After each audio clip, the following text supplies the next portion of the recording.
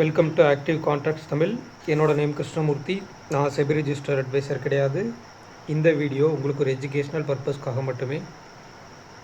So வர September 7ஆம் தேதி நம்மளுக்கு மந்த்லி செஷன்ஸ் ஸ்டார்ட் ஆகுது.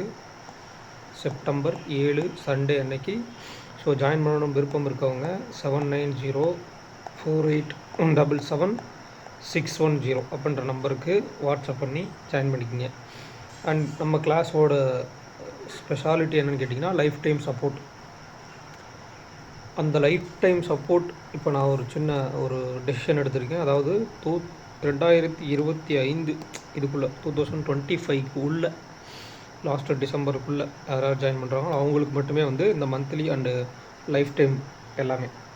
அதுக்கப்புறம் ஜாயின் பண்ணுற எல்லாத்துக்கும் லைஃப் டைம் சப்போர்ட்டுக்கு தனியாக இருக்கும் அப்படின்றத சொல்லிக்கிறேன். ஏன்னா அது ரொம்ப என்ன சொல்கிறது, அவ்வளோ ஈஸியான விஷயம் இல்லை. அது குறிப்பிட்ட நாட்களுக்கு வர்றது தான் நல்லது. ஒரு ஃபுல்லாக நம்ம கொண்டு போகிறதுன்றது அந்தளவுக்கு மக்கள்கிட்ட விழிப்புணர்வு இல்லைன்றனால 2025 டிசம்பர் வரைக்கும் தான் அந்த லைஃப் டைம் சப்போர்ட். அதுக்கிடையில் ஜாயின் பண்ணுறவங்களுக்கு அதுக்கப்புறம் ஜாயின் பண்ணுறவங்களுக்கு தனியாக அதுக்கு ஃபீஸ் ஸ்ட்ரக்சர் வாங்கப்படும். ஓகேங்களா? ஸோ ஜாயின் பண்ண விருப்பம் இருக்கவங்க நம்பரை கான்டாக்ட் பண்ணி டீட்டெயில்ஸ் வாங்கிட்டு ஜாயின் பண்ணிக்கிங்க. ஸோ இன்றைக்கி மார்க்கெட்டோட நேற்றுக்கு டேபிள் என்ன இருந்துச்சு, நம்மளுக்கு ஆல்மோஸ்ட்டு 24,900 ஸ்ட்ராடில், அடுத்து 24,950 ஸ்ட்ராடில், அடுத்து 25,000 ஸ்ட்ராடில். இந்த ட்ரிபிள் ஸ்ட்ராடில் நம்ம ஆல்ரெடி நிறைய தடவை பார்த்துருக்கோம். நேற்றுக்கும் அதே தான் அமைஞ்சது. அந்த ட்ரிபிள் ஸ்ட்ராடலுக்கு ஏற்ற மாதிரி மார்னிங் என்ன அமைஞ்சிச்சு அப்படின்னா மார்க்கெட்டில் மல்டிபிள் ஸ்ட்ராங்கிள் கால். இது நல்லா பார்த்தவங்களுக்கு தெரியும். மல்டிபிள் ஸ்ட்ராங்கிள் கால் சைடு அமைஞ்சது. சரிங்களா? கால் சைடு அமைஞ்சா அப்போ என்ன ஆகும், மார்க்கெட்டு ஓப்பனுக்கு மேலே நின்ட்டாங்க அப்படின்னா அந்த மல்டிபிள் ஸ்ட்ராங்கிள் காலுடைய ரேஞ்ச் வரைக்கும் போகிறதுக்கு சான்ஸ். இங்கே மார்க்கெட் நம்மளுக்கு ஒரு இன்சைடு ஓப்பன், நல்லா புரிஞ்சுக்கோங்க, ஒரு இன்சைடு ஓப்பனு. ஸோ இந்த இன்சைடு ஓப்பனுக்குள்ளே வரும்போது மேக்ஸிமம் சைட் பேஸ் ஃபஸ்ட்டு விஷயம். நேற்றுக்கு ரேஞ்சும் ஓரளவுக்கு பெருசாக ரொம்ப அதிகமாக இல்லை, ஒரு மினிமல் ரேஞ்ச் தான். ஓகேங்களா? அப்போ இந்த இன்சைடு ஓப்பன் ஆகிட்டு அகைன் ஓப்பனுக்கு மேலே வந்தவங்க திருப்பி ப்ரீவியஸ் க்ளோஸில் சப்போர்ட் எடுத்துக்காங்க. இதற்கு காரணம் யாருன்னு பார்த்தீங்க அப்படின்னா பேங்க் நிஃப்டி. ஏன்னா மார்னிங் நம்மளுக்கு நிஃப்டி ஒரு இன்சைடு ஓப்பன் பாசிட்டிவாக வச்சாலும் பேங்க் நிஃப்டி ப்ரீவியஸ் க்ளோஸ்க்கு கீழே நெகட்டிவாக வச்சுருக்காங்க. நீங்கள் அதை பார்த்தீங்கன்னா தெரியும். ஸோ அவங்க ப்ரீவியஸ் க்ளோஸ்க்கு மேலே சஸ்டெயின் ஆகாமல் அகைன் ரிவர்சல் திருப்பி ஒரு புல் பேக் கொடுத்து அவங்களுமே ப்ரீவியஸ் க்ளோஸ்க்கு மேலே பாசிட்டிவ் வரவும் நிஃப்டியும் நிஃப்டி ப்ரீவியஸ் க்ளோஸ்க்கு கீழே போகலை. ஓகேங்களா? போகாமல் அங்கேருந்து திருப்பி ரிவர்சல் ஆகிட்டாங்க. ஆல்மோஸ்ட் நம்மளுக்கு இந்த மல்டிபிள் ஸ்ட்ராங்கிள் கால் படி ரீச் ஆகிட்டு இன்றைக்கி மறுபடியும் நேற்றுக்கு எப்படி டேபிள் இருந்தாங்களோ அதே டேபிளின் படி இன்றைக்குமே க்ளோஸ் கொடுத்துருக்காங்க ட்ரிபிள் ஸ்ட்ராடலில். சரிங்களா? அதே மாதிரி மார்க்கெட்டில் மார்னிங் என்ன இருக்குது, லோ ஐவி என்ன இருக்குது, ரொம்ப லோவாக இருக்குது. ஸோ லோ ஐவியில் இப்படி தான் உங்களுக்கு மார்க்கெட் இங்கேருந்து 900லேருந்து 25,000 ஒரு 100 பாயிண்ட் அப்படி கிராஜுவலாக பொறுமையாக கிட்டத்தட்ட என்ன டைம் உங்களுக்கு மார்னிங் இங்கே ஸ்டார்ட் ஆனது,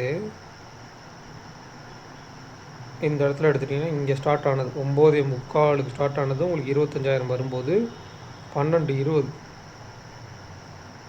கிட்டத்தட்ட 2.5 மணி நேரத்துக்கு மேலே ஒரு மூமெண்ட்டுன்றது ரொம்ப பொறுமையாக போயிருக்காங்க. ஸோ மற்ற நல்ல இம்ப்ளைடு வால்டிலிட்டி அதிகமாக இருக்கும்போது ஒரு எஸ்டர்டே ஹைக்கு மேலேயோ கீழேயோ ட்ரேட் ஆகும்போது டக்குன்னு அந்த மூமெண்ட் நடக்கும். இப்போ இது 100 பாயிண்ட் நம்மளுக்கு ஆல்மோஸ்ட் 2.5 மணி நேரம். நேற்றுக்கு இதே ஓப்பனில் பாருங்கள், ஓப்பனுக்கு மேலே இருந்து இந்த 940லேருந்து இந்த சைடு மார்னிங் இந்த 940 இருக்குல்ல சம்திங், அங்கே ஓப்பன் ஆகிட்டு நமக்கு 25,019 25,020ன்றது 80 பாயிண்ட் எவ்வளோ நேரத்தில் கடந்திருக்காங்க, அரை மணி நேரத்தில், வெறும் அரை மணி நேரத்தில். ஆனால் இங்கே என்ன இருக்குது, 100 பாயிண்ட் என்ன இருக்குது, 2.5 மணி நேரம் ஆகிருக்கு. இதுதான் டைம் டிகே ப்ளஸ் அந்த இம்ப்ளைடு வால்டிலிட்டிக்கான இம்பேக்ட். அகைன் திருப்பி வந்தவங்க ஏன் கீழே வரல, ஓப்பனில் சப்போர்ட் எடுத்து அகைன் என்ன பண்ணியிருக்காங்க, மேலே தான் போயிருக்காங்க. ஏன்னா கீழே வர்றதுக்கான சாத்தியக்கூறுகள் இல்லை. ஏன் இல்லை அப்படின்னா மேலே போன மார்க்கெட் எஸ்டர்டே ஹைக்கு மேலே போயிட்டு திருப்பி கீழே விழுந்திருந்தால் இன்னும் ஃபாஸ்ட்டாக விழுந்திருப்பாங்க. அது எப்படி அப்படின்னு கேட்டிங்கன்னா, ஒரு அம்புலேருந்து நம்ம வில்ல கொண்டு போகிறோம் அப்படின்னா ஒரு அம்புலேருந்து ஒரு வில்லை வச்சுட்டு அதை நம்ம என்ன பண்ணுவோம், பின்னாடி இழுத்து அகெயின் முன்னாடி விடுவோம். அது மாதிரி தான். அப்போ இது எஸ்டர்டே ஹைக்கு போய் நல்லா இழுத்து விட்டுருந்தாங்கன்னா நல்லா கீழே வந்திருப்பாங்க. பட் எஸ்டர்டே ஹை அளவுக்கு போகாமல் 25,000 ரெசிஸ்டன்ஸ் எடுத்து திரும்பியிருக்காங்க. ஸோ அகெயின் இங்கே ஓப்பனுக்கு மேலேயே தான் சஸ்டெயின் ஆகிருக்கும். ஸோ ஓவரால் நிஃப்டி எப்படி முடிஞ்சிருக்காங்க, நேற்றுக்கு வந்து அதே ட்ரிபிள் ஸ்ட்ராடல் ஓப்பன் பிலோ க்ளோசிங், இன்றைக்கி அதே triple ஸ்ட்ராடல் open above closing. So அப்போ நாளைக்கு எப்படி இருக்க போகுதுன்னு பார்க்கணும். ஏன்னா இன்றைக்கி நேற்றுக்கும் இன்றைக்கும் ரேஞ்சே இவ்வளோ தான் சரிங்களா. மேக்ஸிமம் 24,850 டு மேலே 25,020, 25,050 வச்சுக்கலாம் அந்த ஸ்ட்ராடலுடைய எல்லை. அது வரைக்கும் 850 டு 25,050. அப்போ அந்த 3 ஸ்ட்ராடல் 24,900, 950 அண்ட் 25,000 ஓகேங்களா. இதுக்கு எல்லாத்துக்கும் இந்த 3 ஸ்ட்ராடலுக்கும் நம்ம டாப் ஸ்டேஜாக பார்த்தது 25,050, லோவர் ஸ்டேஜாக பார்த்தது 24,850. ஸோ ஆல்மோஸ்ட் அதுக்குள்ளே தான் இன்றைக்குமே மார்க்கெட் வந்து க்ளோஸ் வச்சுருக்காங்க. ஸோ அப்போ நேற்றுக்கு எஸ்டர்டே ஹை அண்ட் லோக்கு உள்ளே இன்றைக்கி ஹை அண்ட் லோ சரிங்களா. இன்னும் ரேஞ்ச் வந்து சுருங்கியிருக்கு.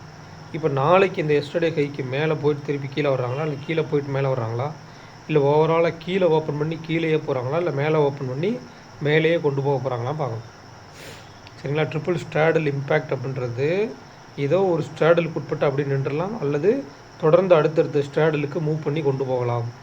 2 விதமாகவும் நடக்கும். ஸோ கொஞ்சம் கேர்ஃபுல்லாக இருக்கணும். இப்போ மார்க்கெட் முடிஞ்சிருக்க இடம் 24,900, அதே சேம் தான் 980. 980 மேலேனா 25,000 நம்மளுக்கு ஷார்ட் ரேஞ்சோட டாப்பு. ஒயிட் ரேஞ்சோட டாப்பும் அவங்க தான். ஏன்னா 6 ஸ்ட்ரைக் ப்ரைஸில் அவங்க தான் வந்து ஹையஸ்ட் கால் ஆப்ஷன். அதேமாதிரி இந்த மார்க்கெட் முடிஞ்சிருக்க இடத்துக்கு கீழே ஷார்ட் எட்ஜோட பாட்டம் 24,900. ஸோ அந்த 24,900ன்றது ஷார்ட் எட்ஜோட பாட்டம், ஒயிட் எட்ஜோட பாட்டம் அவங்க தான். அண்ட் 24,950 அப்படின்றது ஷார்ட் எட்ஜ் அண்ட் ஒயிட் எட்ஜுக்கு மிட் பாயிண்ட்டு 24,950 ஓகேங்களா. இப்போ மார்க்கெட் முடிஞ்சிருக்க இடம் எங்கே, 980க்கு நியர்பை. ஆனால் இங்கே இருக்கிறது என்னது 24,900 ப்ளஸ் 25,000. சார் 25,000 உள்ளே இருக்குது, 25,000 ஸ்ட்ராடல் படி எடுத்துக்கலாமான்னு கேட்டிங்கன்னா கிடையாது. ஏன்னா 25,000ன்றது கொஞ்சம் கீழே தள்ளியிருக்காங்க. அப்போ 24,900 இருக்காங்களே, 900 ஸ்ட்ராடல் படி எடுக்கலாமா அப்படின்னு கேட்டிங்கன்னா அதுவும் கிடையாது. இங்கே டேபிளில் என்ன ஃபஸ்ட்டு 2 ப்ரைஸில் இங்கே மார்க்கெட் முடிஞ்சிருக்க இடத்துக்கு கீழே உள்ள புட்டும் மேலே உள்ள காலும் டேபிளில் ஃபஸ்ட்டே வந்துட்டாங்க அப்படின்னா நீங்கள் அவங்கள எடுத்துக்கலாம். ஒருவேளை வந்து இந்த இடத்துல இந்த 24,900 புட்டு கீழே போய் மேலே 24,900 கால், ஃபஸ்ட்டு 2 கால், இல்லை ஃபஸ்ட்டு 2 புட்டு, இல்லை ஃபஸ்ட்டு 3மே புட்டு, இல்லை 3மே கால், அப்படி வந்தால்தான் இங்கே நம்ம என்ன எடுக்கிறோமோ அந்த ஷார்ட் எட்ஜோட டாப் அண்ட் பாட்டம் எடுக்கணும். இங்கே ஆல்மோஸ்ட் ஷார்ட் எட்ஜோட டாப் அண்ட் பாட்டம் தான் இங்கேயும் இருக்குது. ஸோ அதனால் வந்து ப்ராப்ளம் இல்லை, அவங்கள தான் நம்ம எடுத்துக்கணும். அப்போ 25,000 கால் ஆப்ஷனுடைய க்ளோஸ் வந்து 76 அப்படின்னா 25,076. அண்ட் 24,900 புட் ஆப்ஷனுடைய க்ளோஸ் வந்து 39 அப்படின்னா 24,861. ஸோ அப்போ 76 + 39 45, 115 எடுத்துக்கிட்டோம்னா 25,115 வீக்லி ரேஞ்ச் வந்துடுது அந்த இடத்துல. அடுத்து 24,900 - 115 அப்படின்னா 24,785 அப்படின்றது ஒயிட் ரேஞ்சோட பாட்டம். அப்போ ஒயிட் ரேஞ்சும் ஷார்ட் ரேஞ்சும் நியர்பை, எஸ்டர்டே ஹை அண்ட் லோக்கு நியர்பை தான் இருக்காங்க. அண்ட் எஸ்டர்டே ஹைக்கு மேலே, அதாவது இந்த வீக்குடைய கரண்ட் ஹையோடைய மேலே வந்து நம்மளுக்கு வீக்லி ரேஞ்ச் ஒன்று இருக்குது. ஸோ கொஞ்சம் கேர்ஃபுல்லாக இருக்கணும். வீக்லி ரேஞ்சை பிரேக் பண்ணுறாங்களா, இல்லை வீக்லி ரேஞ்சை போய்ட்டு திரும்புகிறாங்களான்னு. ஏன்னா இன்னும் எக்ஸ்பைரிக்கு நாளைக்கு ஒரு நாள் விட்டால் அதுக்கு அடுத்து ஒரு நாள் தான். அதே மாதிரி நாளைக்கு வந்து வெட்னஸ்டே, நல்லா புரிஞ்சுக்குங்க. வெட்னஸ்டே வந்து வாலட்டைல் வெட்னஸ்டே. ஏன் அப்படின்னா நம்ம நிறைய அதுக்கான ரீசன் சொல்லியிருக்கோம். ஒரு எக்ஸ்பைரி டேக்கு 0 to ஹீரோவுக்கு more number of contracts volume build பண்ணுறதுக்காக வெட்னஸ்டே. ஏன்னா நாளைக்கு ப்ரீமியம் ப்ரைஸ் குறைஞ்சிரும், அதுக்கு முன்னாடி இந்த ப்ரைஸை டீகே பண்ணி அகெயின் வந்து நம்பர் ஆஃப் கான்ட்ராக்ட்ஸை இன்க்ரீஸ் பண்ணணும். அதுக்காக என்ன பண்ணுவாங்க, ஒரு வாலட்டிலிட்டி கொடுப்பாங்க. கொடுத்துட்டாங்கன்னா என்ன ஆகும், ஆல்மோஸ்ட் அங்கே வந்து மேலேயும் கீழேயும் போயிட்டாங்கன்னா அங்கே வாலட்டிலிட்டி அதிகமாகும், அங்கே வால்யூமும் அதிகமாகும், நம்பர் ஆஃப் கான்ட்ராக்ட்ஸு அதிகமாக உள்ளப்பறம். அப்போ செல் பண்ணுறவங்களுக்கு என்ன சாதகமாக, அந்த இடத்துல மோர் பையர்ஸ் வரும்போது மோர் நம்பர் ஆஃப் கான்ட்ராக்ட்ஸை செல் பண்ண முடியும். ஸோ கொஞ்சம் கேர்ஃபுல்லாக இருக்கணும். நீங்கள் எடுக்கக்கூடிய இடம் பாட்டமாகவும், அதாவது கால் சைடு போகிறீங்கன்னா பாட்டமாக இருக்கணும், ஃபுட் சைடு போகிறீங்கன்னா டாப்பாக இருக்கணும், சரியான இடமா இருக்கணும். இல்லை அந்த இடம் வந்து எனக்கு வந்து சரியாக ஃபைண்ட் அவுட் பண்ண தெரியல அப்படின்னா ட்ரேடை விட்டு ஒதுங்கி நில்லுங்க. இந்த புதன்கிழமையும் வியாழக்கிழமையும் கொஞ்சம் ஒதுங்கி இருக்கிறது நல்லது, பிகினர்ஸ்க்கு சொல்கிறேன் சரிங்களா. அதுக்கப்புறமா நம்மளுக்கு இம்ப்ளைடு வாலட்டிலிட்டி, நேற்றுக்கு நம்மளுக்கு இம்ப்ளைடு வாலட்டிலிட்டி எப்படி இருந்தாங்க தெரிஞ்சிருவோம். இன்றைக்கும் ஆல்மோஸ்ட் ஓப்பனில் கொஞ்சம் இருந்து அகைன் மறுபடியும் குறைச்சிட்டாங்க. ஆல்மோஸ்ட் புட் ஆப்ஷன் சைடு ரொம்பவுமே குறைச்சிருக்காங்க. கால் ஆப்ஷன் சைடு ஜஸ்ட் ஒரு ஆவரேஜாக நேற்றுக்கு இந்த ப்ரைஸுக்கு தான் இருக்காங்க. ஸோ கொஞ்சம் கேர்ஃபுல்லாக இருக்கணும். நாளைக்கு இந்த இம்ப்ளைட் வாலட்டிலிட்டி கூடவும் செய்யலாம். கூடிட்டு இம்ப்ளைட் வாலட்டிலிட்டி அதிகமாக வச்சு ஒரு வாலட்டிலிட்டி கொடுத்துட்டு நம்பர் ஆஃப் கான்ட்ராக்ட்ஸே வால்யூமே கொஞ்சம் ஏற்றிட்டு அகைன் திருப்பி என்ன பண்ணுவாங்க, ஆல்மோஸ்ட் ஈவினிங் டைமில் வந்து நம்மளுக்கு அந்த இம்ப்ளைட் வாலட்டிலிட்டி குறைச்சிருவாங்க. இம்ப்ளைட் வாலட்டிலிட்டி குறைச்சோன்னே என்ன ஆகும், அந்த பையர்ஸ்க்கான இன்ட்ரெஸ்ட் குறைஞ்சிரும். அதில் உள்ள டைம் வேல்யூ ஆல்மோஸ்ட் டிகே ஆகி இருக்கும் அந்த இடத்துல. ஸோ கொஞ்சம் கேர்ஃபுல்லாக இருக்கணும். பேங்க் நிஃப்டி நம்மளுக்கு 55,865 முடிச்சுக்கிறாங்க. இங்கே 56,000 call option and 56,000 put option. அதுக்கு கீழே 56,700 ஸ்ட்ராடல், 56,800 ஸ்ட்ராடல், இவங்க எல்லாம் இருக்காங்க.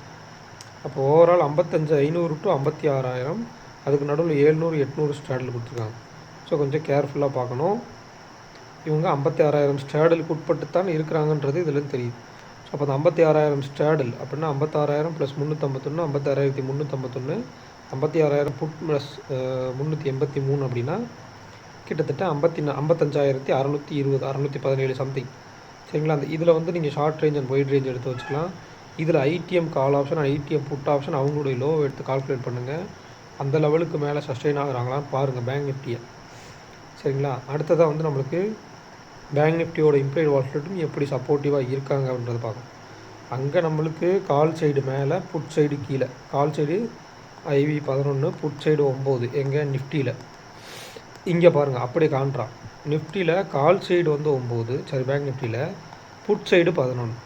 சரிங்களா? ஒரு கான்ட்ரடிக்ஷனாக இருக்குது. ஸோ இந்த IV கான்ட்ரடிக்ஷன் நாளைக்கு உங்களை இண்டெக்ஸ்லேயும் ஒரு கான்ட்ரடிக்ஷனாக கொண்டு வந்துட்டாங்க அப்படின்னா மொமெண்டமே வந்து ஃபுல் அண்ட் ஃபுல் சைட் வைஸ்லேயே ஒரு ரேஞ்ச் பவுண்டில் போயிடும். ஸோ ரொம்ப கேர்ஃபுல்லாக இருக்கணும். ஸோ அதே மாதிரி சென்செக்ஸ் இன்றைக்கி 0 பார்த்தீங்கன்னா தெரிஞ்சிருக்கும். ஆல்மோஸ்ட் 81,500 அப்படின்ற ஒரு லெவலை மையப்படுத்தி அதுக்கு மேலேயும் கீழேயும் தான் இருந்தாங்க. நேற்றுக்கு நம்ம அதை பற்றி பேசியிருந்தோம். அதே மாதிரி மார்னிங்கே நேற்றுக்கே நம்ம சொல்லி 81,400 ஐடிஎம் புட் ஆப்ஷன் இருக்காங்கன்னு சொல்லி ஆல்மோஸ்ட் அந்த ப்ரீவியஸ் க்ளோஸ்க்கு கீழே போகலாம். அதே மாதிரி 250 பாயிண்ட் நம்ம வச்சுருந்த 81,250க்கே வரலை மார்க்கெட். அகெயின் மேலே போய் ரெசிஸ்டன்ஸ் எடுத்த இடம் வந்து 81,750. இந்த மாதிரி பாருங்கள். ஒரு ஆக்டிவ் கான்ட்ராக்ட்ஸை மையப்படுத்தி அதன் மூலயமா பார்க்க பாருங்கள். ஓரளவுக்கு அண்டர்ஸ்டாண்டிங் வரும் ஆக்டிவ் கான்ட்ராக்ட்ஸை பொறுத்த மட்டும். இன்றைக்குமே கூட மார்னிங் நம்ம எடுத்துக்கிட்டிங்கன்னா இந்த இடத்துல வந்து அந்த ஒரு ட்ரையல் அக்கௌண்ட் ஒன்று வச்சுருக்கோம் இல்லையா, அந்த அக்கௌண்ட்டில் நம்ம எடுத்திருந்தது இந்த இடத்துல கால் ஆப்ஷன் பையிங் தான். சரிங்களா? செகண்ட் கேண்டிலில் கால் ஆப்ஷன் பையிங் தான் எடுத்திருந்தோம். பட் இங்கே வரும்போது நம்மளுக்கு லாஸ் இருந்துச்சு. எவ்வளோ லாஸ் இருந்துச்சுன்னா 2% லாஸ் இருந்துச்சு. பட் எனக்கு ஸ்டாப் லாஸ் எஸ்டர்டே லோ. ஏன்னா எஸ்டர்டே லோன்றது நம்மளுக்கு கிட்டத்தட்ட அந்த ஸ்ட்ராடல் 3 ஸ்ட்ராடலுடைய பாட்டம் ஆஃப் த ரேஞ்ச். அதனால் எஸ்டர்டே லோ நம்மளுக்கு 24,850 தான் ஸ்டாப் லாஸ். ஸோ அதனால் நான் அந்த ஃபியரே இல்லை. ஏன்னா மார்க்கெட் வந்து அங்கே மல்டிபிள் ஸ்ட்ராங்கிள் கால் இருக்குது. பெருசாக கீழே போனாலும் பெருசாக கீழே போகாது. டிகே மட்டுமே ஆகும்போது பெரிய மொமெண்டம் கீழே போகாது. அப்போ ஓப்பனுக்கு மேலே வந்தால் என்ன ஆகும், 25,000 வரைக்கும் ஒரு ரேலி இருக்குது. ஸோ அகெயின் அங்கே மேலே வந்ததுக்கப்புறம் தான் நீங்கள் அந்த P&L பார்த்தீங்கன்னா தெரியும். நமக்கு செல் பண்ணதில் இங்கே கீழே போயிட்டு அகைன் திருப்பி வந்தனால செல் பண்ணதில் வெறும் 50 ரூபா தான் லாஸ் இருக்குது. பட் பை பண்ணதில் வந்து கிட்டத்தட்ட 690 பக்கம் ப்ராஃபிட்டில் இருக்குது. அது நீங்கள் நல்லா தெரிஞ்சுக்கலாம் எதனால் அப்படின்னு. கீழே இறக்கி ஒரு டிகே கொடுத்துட்டு அகைன் ஏறும்போது ஐடிஎம் அதாவது 50 டெல்டா பை பண்ணது வந்து நல்லா ஏறிட்டாங்க. பட் 30 டெல்டாவால் ஏற முடியலை. இதுதான் அந்த டெல்டா ஹெட்ஜினுடைய விஷயமே. அந்த டெல்டாவை போட்டு நீங்கள் ஹெட்ஜ் பண்ணி வச்சுட்டிங்க அப்படின்னா ப்ரீமியம் டிகே மட்டும்தான் இருக்குது. அன்றைக்கி பெரிய மொமெண்டம் இருக்காது, டிகே தான் இருக்க போகுது. அப்படின்னா நீங்கள் உங்களுக்கு சாதகமான சூழ்நிலை மார்க்கெட் செல்லும் வரை உங்களுக்கு லாஸ் அப்படின்றது ஓரளவுக்கு மினிமலாக தான் இருக்கும். சரிங்களா? அதை நீங்கள் ஐடென்டிஃபை பண்ணலாம் ஈஸியாக. அதனால தான் எல்லாத்தையும் மேக்ஸிமம் இந்த மாதிரி முக்கியமாக இந்த மாதிரி மார்க்கெட் எஸ்டர்டே ஹை அண்ட் லோவுக்கு உட்பட்டு இருக்கக்கூடிய மார்க்கெட் இருக்கு இல்லையா, அதுக்குள்ளே போகும்போது மேக்ஸிமம் நீங்கள் ஹெட்ஜில் தான் போகணும். ஏன்னா அங்கனுக்குள்ளே என்ன ஆகுனா ஒரு சைட் வேஸ் செஷன் இருக்கும். அகெயின் சைட் வேஸ் போட்டு திருப்பி கொண்டு போவாங்க. அப்போ அந்த டிகே பார்க்கும்போது ஒன் சைடாக நீங்கள் எடுத்துட்டிங்க அப்படின்னா பிளைண்டாக எடுத்துட்டிங்கன்னா அந்த டிகேவை பார்க்கும்போது உங்களுக்கு ஆல்மோஸ்ட் அங்கே லாஸ் வந்துக்கிட்டே இருக்கும். அதிகபட்சமாக லாஸ் வர்றதுக்கு வாய்ப்பு இருக்குது. அப்போ நீங்கள் வந்து ஒரு ஹெட்ஜோடு போனீங்க அப்படின்னா நீங்கள் பை பண்ணுறதுக்கு ஆப்போசிட்டில் அந்த பக்கம் வந்து பொசிஷன் வந்து ப்ரொடெக்ட் பண்ணுற மாதிரி செல் பொசிஷன்லேயும் உங்களுக்கு என்ன ஆகும், ப்ராஃபிட் வரும். ஸோ அப்போ ஓரளவுக்கு உங்கள் பொசிஷன் பாதுகாக்கப்படும். மார்க்கெட்டை முழுமையாக அனலைஸ் பண்ணி அந்த ட்ரேடை வந்து ஃபுல்லாக கொண்டு போகிறதுக்கு அந்த ஹெட்ஜ் வந்து ஓரளவுக்கு கை கொடுக்கும். அதனால தான் நம்ம ஹெட்ஜ் போட சொல்கிறோம். ஹெட்ஜ் போட்டிங்க அப்படின்னாலே மார்க்கெட்டில் ஒரு வேளை கீழே போயிருமோ, ஒரு வேளை மேலே வந்துடுமோ, மாற்றி எடுத்துட்டோமோ அப்படின்ற ஃபியர்லாம் இருக்காது. சரிங்களா? நீங்கள் ஹெட்ஜை போட்டிங்க அப்படின்னா ஃபியரே இருக்காது. நாளடைவில் அந்த ஃபியர் வந்து போயிடும். ஏன்னா ஆல்மோஸ்ட் நீங்கள் மார்க்கெட் சைட்லேயும் டேட்டா சைட்லேயும் அனலைஸ் பண்ணுறதுல ஃபோக்கஸ் ஆக ஆரம்பிச்சிருவீங்க. அப்படி ஃபோக்கஸ் ஆக ஆரம்பிக்கும்போது அந்த ஹெட்ஜ் வந்து உங்களுக்கு பொறுமையை கையாளும். பொறுமையை வந்து கையாளுறதுக்கு எப்படின்றத பழக்கப்படுத்தும். அதனால் வந்து ஹெட்ஜோடு போங்க. ஸோ இந்த வீடியோ பிடிச்சிருந்துச்சு அப்படின்னா லைக் பண்ணுங்கள், ஷேர் பண்ணுங்கள், சப்ஸ்கிரைப் பண்ணுங்கள். மறக்காமல் கருத்துக்கள் வந்து கமெண்ட் செக்ஷனில் கமெண்ட் பண்ணுங்கள். வாட்ஸ்அப் சேனலுடைய லிங்க்கு வீடியோவில் ஃபஸ்ட் கமெண்ட்டில் பின் பண்ணுறேன். சேனலில் ஜாயின் பண்ணாதவங்க ஜாயின் பண்ணிக்கிங்க. ஸோ நன்றி, வணக்கம்.